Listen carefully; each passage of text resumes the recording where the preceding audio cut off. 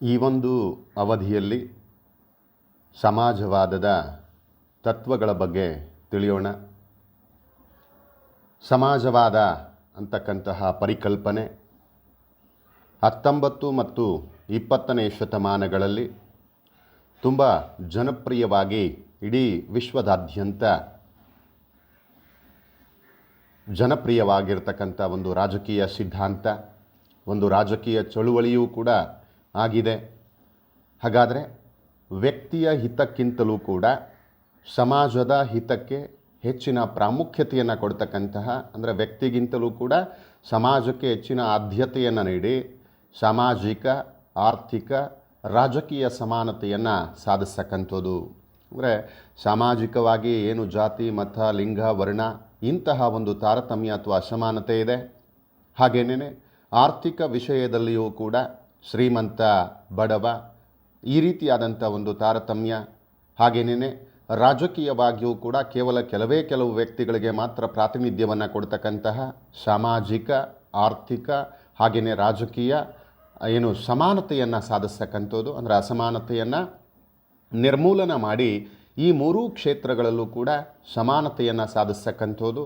ಹಾಗೇನೇ ಪೈಪೋಟಿಗೆ ಬದಲಾಗಿ ಸಹಕಾರ ತತ್ವವನ್ನು ಜಾರಿಗೆ ತರ್ತಕ್ಕಂಥದ್ದು. ಅಂದರೆ ಇಲ್ಲಿ ಪೈಪೋಟಿಯನ್ನು ಯಾಕೆ ನಿರ್ಮೂಲನ ಮಾಡಬೇಕು ಅಂತಂದರೆ, ಅನಾವಶ್ಯಕವಾದಂಥ ಪೈಪೋಟಿಯಿಂದ ದೇಶದ ಸಂಪತ್ತೆಲ್ಲನೂ ಕೂಡ ಹಾಳಾಗ್ತಾ ಹೋಗುತ್ತೆ, ದೇಶ ಪ್ರಗತಿಯನ್ನು ಸಾಧಿಸೋದಕ್ಕೆ ಸಾಧ್ಯವಾಗೋದಿಲ್ಲ.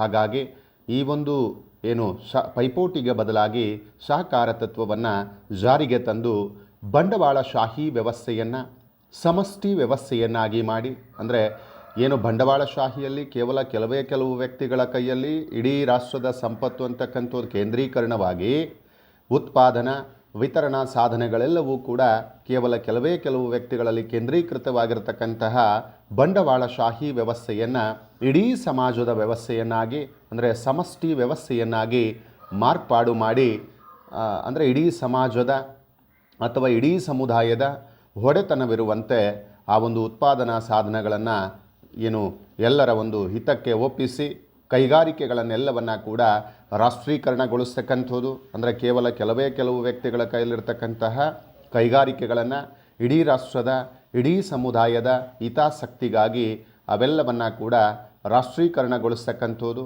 ಹಾಗೇನೇ ಸಂಪತ್ತಿನ ಸಮಾನ ಒಂದು ಹಂಚಿಕೆಗೆ ಆದ್ಯತೆಯನ್ನು ಕೊಟ್ಟು ಸಹಕಾರ ಪದ್ಧತಿಯನ್ನು ಜಾರಿಗೆ ತರ್ತಕ್ಕಂತಹ ಇವೆಲ್ಲವುಗಳ ಮೂಲಕ ಒಂದು ನೂತನವಾದಂಥ ಸಮಾಜವನ್ನು ಸ್ಥಾಪನೆ ಮಾಡ್ತಕ್ಕಂತಹ ಸಾಧನೋಪಾಯ ಮಾರ್ಗವೇ ಈ ಒಂದು ಸಮಾಜವಾದ ಸಿದ್ಧಾಂತ ಅಂತ ಹೇಳಬಹುದಾಗಿದೆ.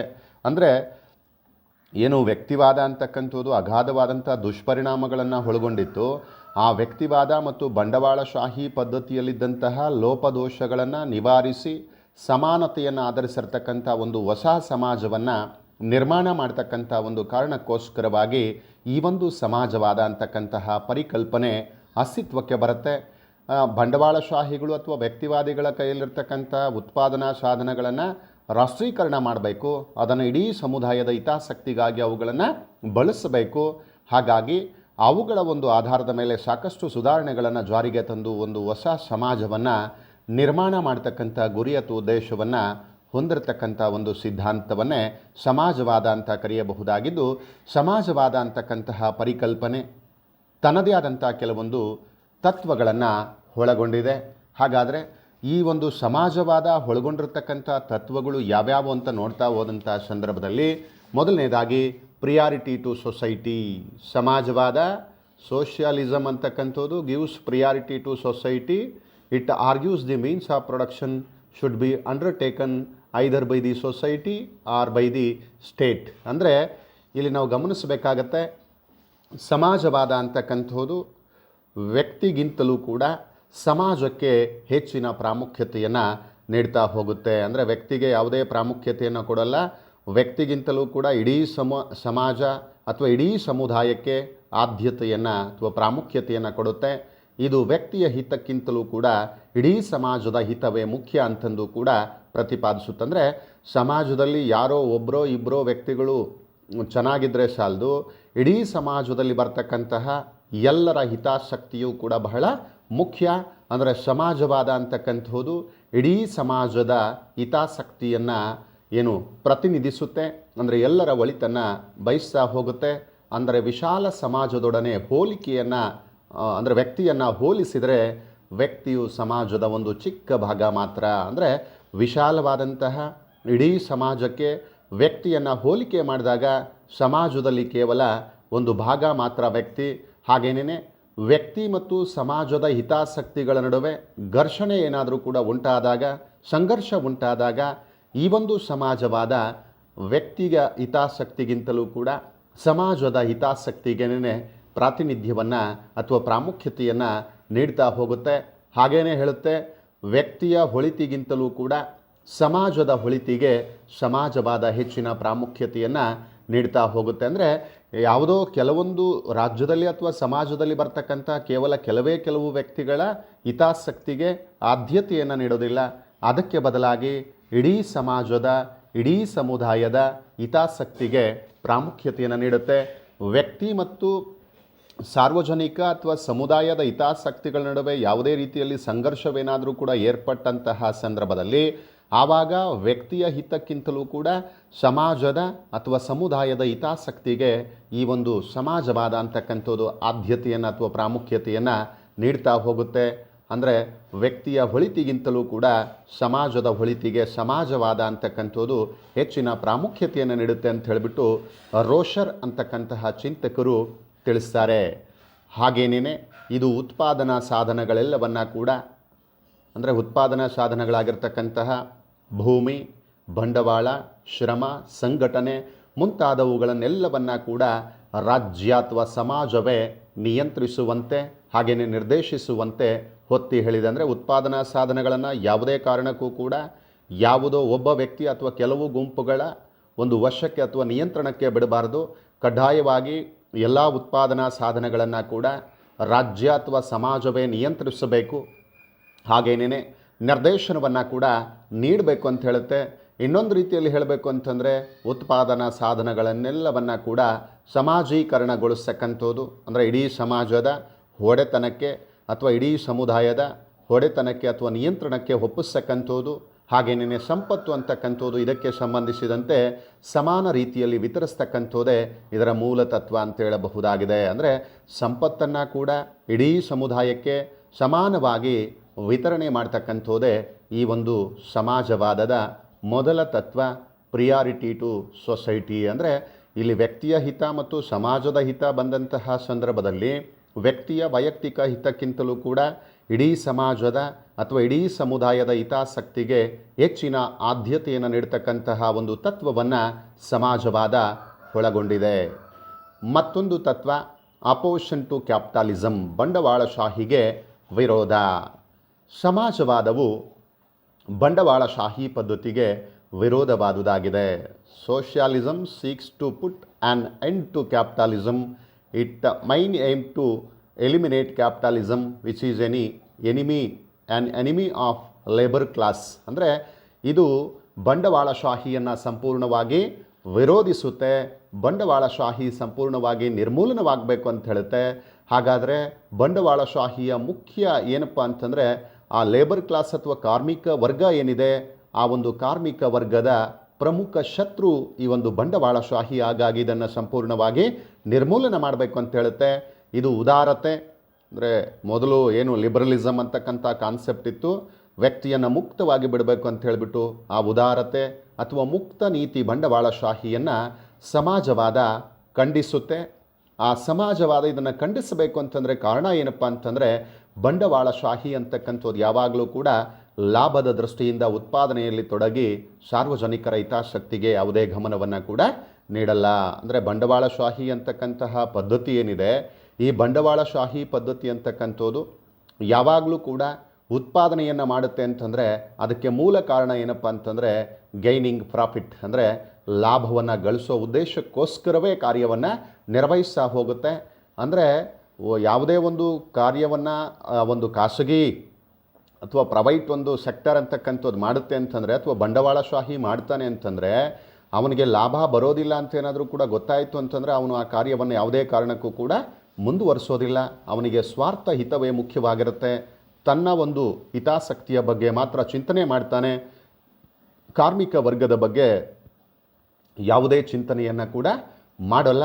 ಜೊತೆಗೆ ಸಮಾಜದ ಹಿತಾಸಕ್ತಿಯ ಬಗ್ಗೆಯೂ ಕೂಡ ಗಮನವನ್ನು ಹರಿಸೋದಿಲ್ಲ. ತನ್ನ ಒಂದು ಸ್ವಾರ್ಥ ಹಿತವನ್ನು ಮಾತ್ರ ಕಾಪಾಡಿಕೊಳ್ಳೋದಕ್ಕೆ ಬಂಡವಾಳಶಾಹಿ ಯಾವಾಗಲೂ ಕೂಡ ಪ್ರಯತ್ನವನ್ನು ಮಾಡ್ತಾ ಇರುತ್ತೆ.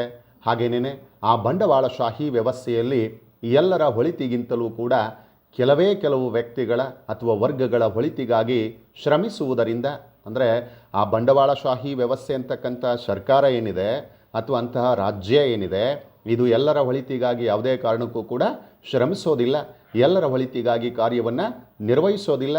ಅದಕ್ಕೆ ಬದಲಾಗಿ ಸಮಾಜದಲ್ಲಿ ಬರ್ತಕ್ಕಂತಹ ಕೆಲವು ವರ್ಗಗಳ ಒಳಿತಿಗಾಗಿ ಇದು ಶ್ರಮಿಸೋದ್ರಿಂದ ಸಮಾಜದಲ್ಲಿ ಸಂಪನ್ಮೂಲ ವಿತರಣೆಯಲ್ಲಿ ಸಂಪೂರ್ಣವಾಗಿ ಅಸಮತೋಲನ ಉಂಟಾಗ್ತಾ ಹೋಗುತ್ತೆ. ಅಂದರೆ ಸಂಪತ್ತು ಅಂತಕ್ಕಂಥದ್ದು ಕೇವಲ ಕೆಲವು ವ್ಯಕ್ತಿಗಳ ಕೈಯಲ್ಲಿ ಕೇಂದ್ರೀಕರಣವಾಗಲಿಕ್ಕೆ ಮುಕ್ತವಾದಂಥ ಅವಕಾಶವನ್ನು ಬಂಡವಾಳಶಾಹಿ ಕಲ್ಪಿಸಿಕೊಡ್ತಾ ಹೋಗುತ್ತೆ. ಹಾಗಾಗಿ ಈ ಒಂದು ಬಂಡವಾಳಶಾಹಿ ಪದ್ಧತಿಯಿಂದ ಸಾಕಷ್ಟು ಸಮಸ್ಯೆಗಳು ಅಂತಕ್ಕಂಥ ಉಂಟಾಗ್ತಾ ಹೋಗುತ್ತೆ. ಅದರಲ್ಲೂ ಕೂಡ ಬಹಳ ಮುಖ್ಯವಾದಂಥ ಸಮಸ್ಯೆಗಳು ಅಂತಂದರೆ ನಿರುದ್ಯೋಗ ಸಮಸ್ಯೆ, ಅಂದರೆ ಉದ್ಯೋಗ ಅವಕಾಶಗಳು ಸಿಗದೆ ಸಾಕಷ್ಟು ಮಂದಿ ನಿರುದ್ಯೋಗಿಗಳಾಗ್ತಕ್ಕಂತಹದ್ದು. ಹಾಗೆಯೇ ಕಾರ್ಮಿಕರಿಗೆ ಅಭದ್ರತೆ, ಅಂದರೆ ಇನ್ಸೆಕ್ಯೂರಿಟಿ. ಕಾರ್ಮಿಕರನ್ನು ಬಂಡವಾಳಶಾಹಿ ಯಾವಾಗ ಬೇಕಾದರೂ ಕೂಡ ಅವರನ್ನು ನೇಮಕ ಮಾಡಿಕೊಳ್ಳಬಹುದು, ಕೆಲಸಕ್ಕೆ ಕರ್ಕೊಳ್ಬಹುದು. ಹಾಗೇನೇ ತನಗೆ ಅವಶ್ಯಕತೆ ಇಲ್ಲದೇ ಇದ್ದಂತಹ ಸಂದರ್ಭದಲ್ಲಿ ಅಥವಾ ತನಗೆ ಯಾವಾಗ ಇಷ್ಟ ಬಂದರೆ ಆವಾಗ ಅವನನ್ನು ಕಾರ್ಮಿಕನನ್ನು ಏನು ಮಾಡಬಹುದಾಗಿದೆ, ಬಂಡವಾಳಶಾಹಿ ಕೆಲಸದಿಂದ ತೆಗೆಯಬಹುದಾಗಿದೆ. ಹಾಗಾಗಿ ಕಾರ್ಮಿಕರಿಗೆ ಆ ಉದ್ಯೋಗದ ವಿಷಯದಲ್ಲಿ, ಕೆಲಸದ ವಿಷಯದಲ್ಲಿ ಯಾವಾಗಲೂ ಕೂಡ ಅಭದ್ರತೆ ಅಂತಕ್ಕಂಥದ್ದು ಕಾಡುತ್ತೆ. ಹಾಗೆಯೇ ಆದಾಯದಲ್ಲಿನ ಅಸಮಾನತೆ, ಅಂದರೆ ಇಲ್ಲಿ ಬಂಡವಾಳಶಾಹಿ ವ್ಯವಸ್ಥೆಯಲ್ಲಿ ಮತ್ತೊಂದು ಸಮಸ್ಯೆ ಏನಪ್ಪ ಅಂತಂದರೆ ಆದಾಯದಲ್ಲಿ ಅಥವಾ ಸಂಪತ್ತಿನ ವಿಷಯದಲ್ಲಿ ಎಲ್ಲರೂ ಕೂಡ ಸಮಾನರಾಗಲಿಕ್ಕೆ ಸಾಧ್ಯವಿಲ್ಲ. ಆದಾಯದಲ್ಲಿನ ಅಸಮಾನತೆ, ಹಾಗೆಯೇ ಬಂಡವಾಳಶಾಹಿ ವರ್ಗ ಮತ್ತು ಕಾರ್ಮಿಕರ ನಡುವಿನ ಪೈಪೋಟಿ. ಯಾವಾಗಲೂ ಕೂಡ ಬಂಡವಾಳಶಾಹಿ ವರ್ಗ ತನ್ನ ಹಿತಾಸಕ್ತಿಯನ್ನು ಕಾಪಾಡಿಕೊಳ್ಳೋದಕ್ಕೋಸ್ಕರ ಪ್ರಯತ್ನ ಮಾಡುತ್ತೆ. ಕಾರ್ಮಿಕ ವರ್ಗವೂ ಕೂಡ ತನ್ನ ಒಂದು ಹಿತಾಸಕ್ತಿಯನ್ನು ಕಾಪಾಡಿಕೊಳ್ತಕ್ಕಂಥ ಪ್ರಯತ್ನವನ್ನು ಮಾಡ್ತಾ ಹೋಗುತ್ತೆ. ಎರಡರ ನಡುವೆಯೂ ಕೂಡ ಯಾವಾಗಲೂ ಕೂಡ ಸಂಘರ್ಷ ಅಥವಾ ಪೈಪೋಟಿ ಅಂತಕ್ಕಂಥದ್ದು ಉಂಟಾಗ್ತಕ್ಕಂಥ ಸಾಧ್ಯತೆಯೂ ಕೂಡ ಇರುತ್ತೆ. ಅಂದರೆ ಬಂಡವಾಳಶಾಹಿ ಮತ್ತು ಕಾರ್ಮಿಕ ವರ್ಗದ ನಡುವೆ ಪೈಪೋಟಿಯೂ ಕೂಡ ಬಂಡವಾಳಶಾಹಿಯ ಮತ್ತೊಂದು ಮುಖ್ಯವಾದಂತಹ ದೋಷ ಅಥವಾ ಸಮಸ್ಯೆ.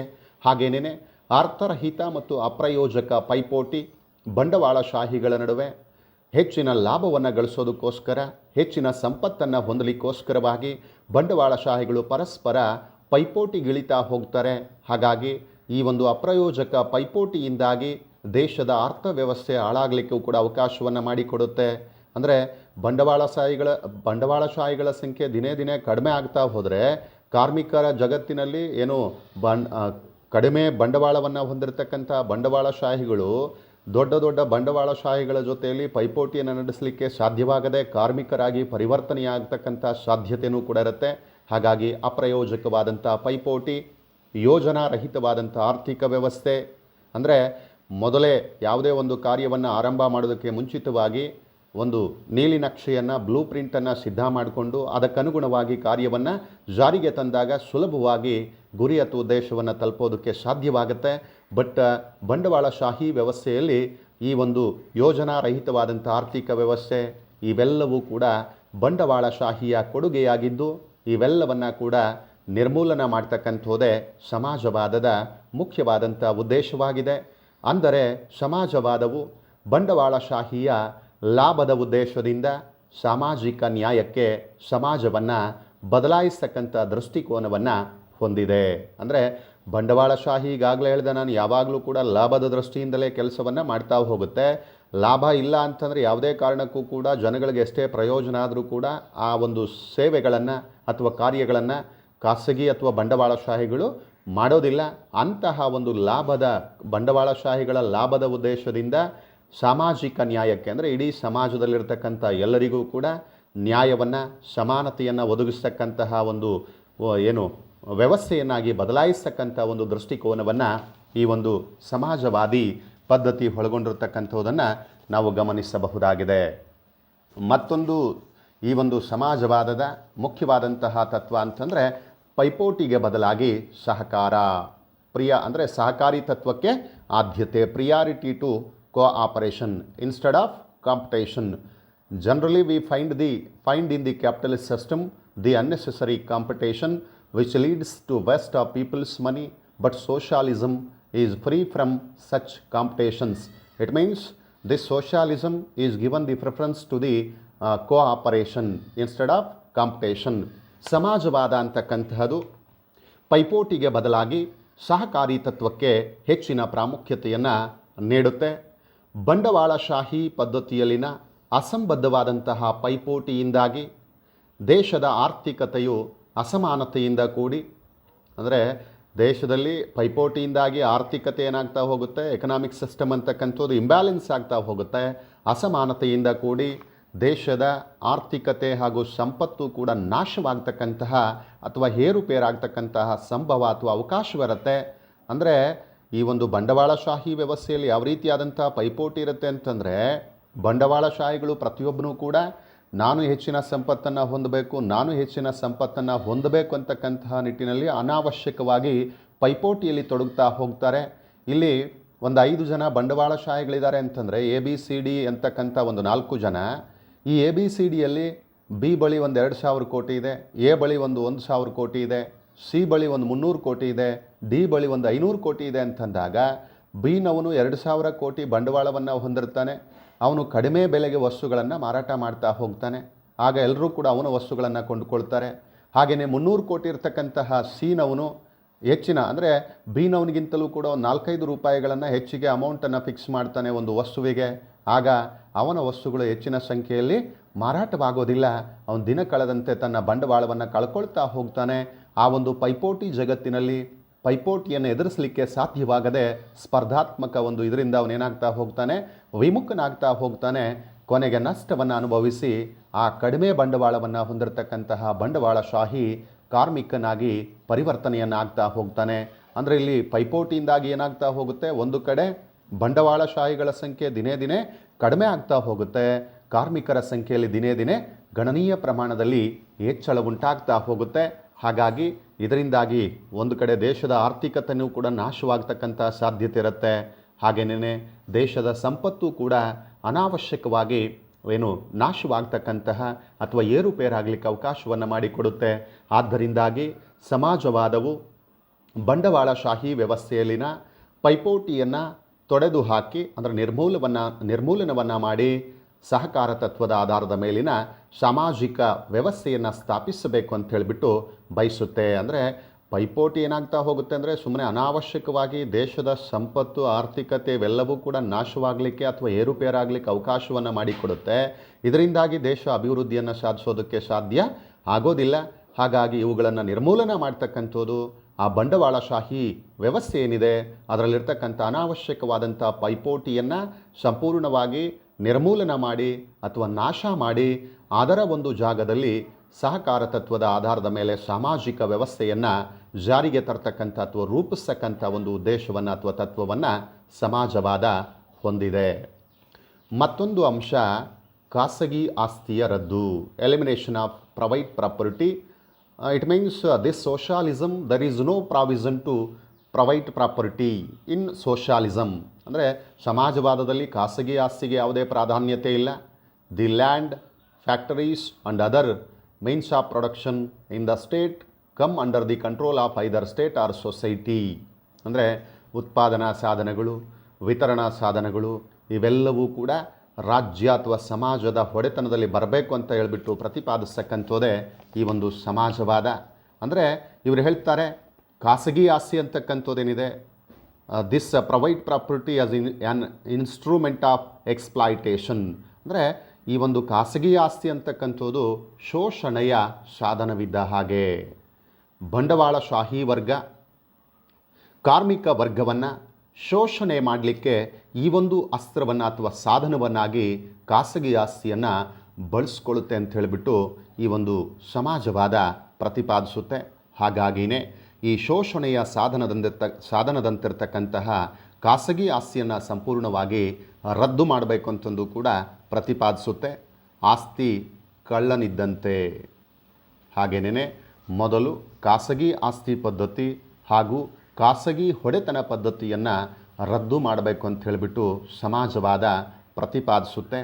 ಅಂದರೆ ಯಾವುದೋ ಕೆಲವು ವ್ಯಕ್ತಿಗಳ ಕೈಯಲ್ಲಿ ಆಸ್ತಿ ಅಂತಕ್ಕಂಥದ್ದು ಕೇಂದ್ರೀಕರಣವಾಗಲಿಕ್ಕೆ ಅವಕಾಶವನ್ನು ಮಾಡಿಕೊಡಬಾರ್ದು. ಆ ಖಾಸಗಿ ಆಸ್ತಿಯನ್ನು, ಖಾಸಗಿ ಹೊಡೆತನವನ್ನು, ಓನರ್ಶಿಪ್ಪನ್ನು ಸಂಪೂರ್ಣವಾಗಿ ರದ್ದುಗೊಳಿಸಬೇಕು ಅಂತ ಹೇಳಿಬಿಟ್ಟು ಪ್ರತಿಪಾದಿಸುತ್ತೆ. ಇದಕ್ಕೆ ಬದಲಾಗಿ ರಾಷ್ಟ್ರೀಕರಣದತ್ತ ತನ್ನ ಒಲವನ್ನು ತೋರಿಸುತ್ತೆ. ಅಂದರೆ each and everything nationalisation, both means of production and means of distribution totally controlled by state or society. ಅಂದರೆ ಆ ಉತ್ಪಾದನಾ ಸಾಧನಗಳನ್ನು ಪೂರ್ಣ ಪ್ರಮಾಣದಲ್ಲಿ ರಾಜ್ಯ ಅಥವಾ ಸಮಾಜವೇ ನಿರ್ವಹಿಸಬೇಕು, ನಿಯಂತ್ರಿಸಬೇಕು ಅಂತ ಹೇಳಿಬಿಟ್ಟು ಪ್ರತಿಪಾದಿಸ್ತಕ್ಕಂಥದ್ದೇ ಈ ಒಂದು ಸಮಾಜವಾದ. ಅಂದರೆ ಎಲ್ಲ ಖಾಸಗಿ ಹೊಡೆತನವನ್ನು ಕೂಡ ಇದು ವಿರೋಧಿಸೋದಿಲ್ಲ. ಇದರ ಪ್ರಕಾರ ಭೂಮಿ, ಕಾರ್ಖಾನೆ, ಉತ್ಪಾದನಾ ಸಾಧನಗಳ ಮೇಲಿನ ಹೊಡೆತನದ ಸಮಾಜದ ಹಿತಕ್ಕೆ ಧಕ್ಕೆಯಾಗುವಂತಿದ್ದರೆ, ಅಂದರೆ ಸಮಾಜದ ಹಿತಾಸಕ್ತಿಗೆ ತೊಂದರೆಯಾಗುವಂತಿದ್ದಲ್ಲಿ ಅದಕ್ಕಿಲ್ಲಿ ಅವಕಾಶವೇ ಇಲ್ಲ. ಯಾವಾಗಲೂ ಕೂಡ ಸಮಾಜದ ಹಿತಕ್ಕೆ ಯಾವುದೇ ರೀತಿಯಲ್ಲೂ ಕೂಡ ಧಕ್ಕೆಯಾಗದಂತಹ ರೀತಿಯಲ್ಲಿ ಈ ಒಂದು ಖಾಸಗಿ ಆಸ್ತಿ ಅಂತಕ್ಕಂಥದ್ದು ಕಾರ್ಯವನ್ನು ನಿರ್ವಹಿಸ್ತಾ ಹೋಗಬೇಕು ಅಂತ ಹೇಳ್ತಾರೆ. ಜೊತೆಗೆ ಇವ್ರು ಹೇಳ್ತಾರೆ, ಆ ದಿನದ ಅಂದರೆ ಆವತ್ತಿನ ಆರ್ಥಿಕ ಪರಿಸ್ಥಿತಿ ಏನಿತ್ತು, ಆ ಒಂದು ಆರ್ಥಿಕ ವ್ಯವಸ್ಥೆಯಲ್ಲಿನ ಎಲ್ಲ ಪಿಡುಗುಗಳಿಗೂ ಕೂಡ ಮುಖ್ಯವಾದಂಥ ಕಾರಣ ಅಂತಂದರೆ ಖಾಸಗಿ ಆಸ್ತಿ ಪದ್ಧತಿ ಅಂತ ಹೇಳಿಬಿಟ್ಟು ಸಮಾಜವಾದಿಗಳು ಪ್ರತಿಪಾದಿಸ್ತಾರೆ.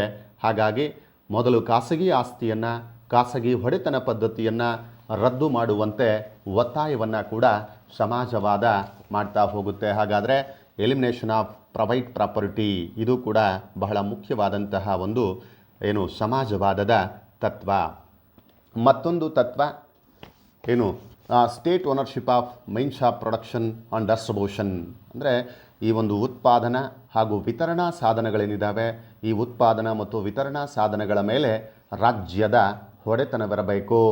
ಅಂದರೆ in socialism the means of production, distribution and exchange under state ownership. Everything comes under state ownership. The industries are nationalized by distributing loads to the landless.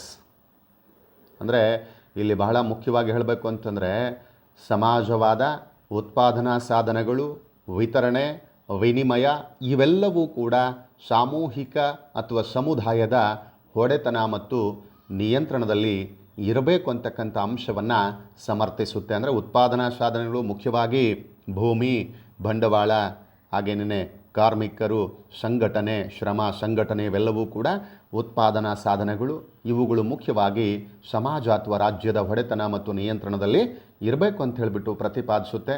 ಅದರ ಜೊತೆಗೆ ವಿತರಣಾ ಸಾಧನಗಳು, ಬ್ಯಾಂಕ್ ಇರಬಹುದು, ರೈಲ್ವೆ ಇರಬಹುದು, ಇವೆಲ್ಲವೂ ಕೂಡ ವಿತರಣಾ ಸಾಧನಗಳು. ಇವುಗಳು ಕೂಡ ಈ ಒಂದು ರಾಜ್ಯ ಅಥವಾ ಸಮಾಜವೇ ಇವುಗಳನ್ನು ಕೂಡ ಹೊಡೆತನವನ್ನು ಹೊಂದಿರಬೇಕು ಅಥವಾ ನಿಯಂತ್ರಿಸಬೇಕು ಅಂತ ಹೇಳಿಬಿಟ್ಟು ಪ್ರತಿಪಾದಿಸುತ್ತೆ. ಹಾಗೇನೇ ಇದು ಕೈಗಾರಿಕೆಗಳನ್ನು ರಾಷ್ಟ್ರೀಕರಣಗೊಳಿಸ್ತಕ್ಕಂತಹದ್ದು. ಅಂದರೆ ಎಲ್ಲ ಉದ್ದಿಮೆಗಳನ್ನು ಅಥವಾ ಕೈಗಾರಿಕೆಗಳನ್ನು ಕೆಲವು ಖಾಸಗಿ ವ್ಯಕ್ತಿಗಳು ಅಥವಾ ಬಂಡವಾಳಶಾಹಿಗಳಿಂದ ರಾಜ್ಯ ಅಂತಕ್ಕಂಥ ತನ್ನ ವಶಕ್ಕೆ ತೆಗೆದುಕೊಂಡು ಅವುಗಳನ್ನು ಇಡೀ ದೇಶಕ್ಕೆ ಸಂಬಂಧಪಟ್ಟಂತೆ ಅಥವಾ ಇಡೀ ಸಮಾಜಕ್ಕೆ ಅಥವಾ ರಾಷ್ಟ್ರದ ಜನಕ್ಕೆ ಸಂಬಂಧಪಟ್ಟಂತೆ ಹೊಡೆತನವಿರುವಂತೆ ಅವುಗಳನ್ನು ರಾಷ್ಟ್ರೀಕರಣಗೊಳಿಸ್ತಕ್ಕಂತಹದ್ದು.